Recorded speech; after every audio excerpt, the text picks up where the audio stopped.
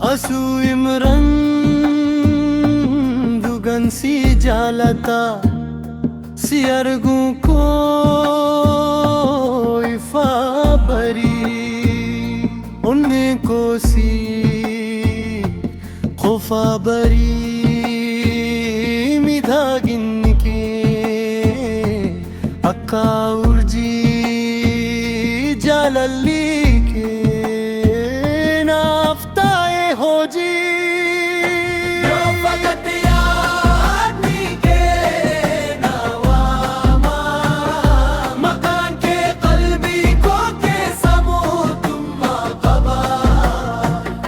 हल्कन गुया सियादा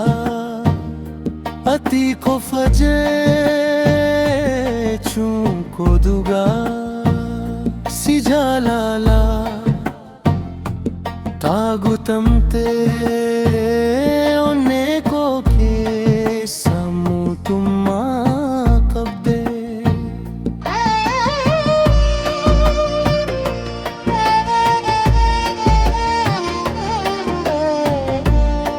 aborsi kofa filada jirenya ko gutu sijalada kolfike akka biftu bari sagalenke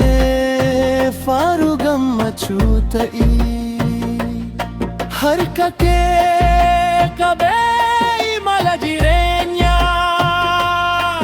Sivalin taun hawi ko buta yomiyu si hindagadu jalalli ke sako hinbadu ati anaf ken nawaba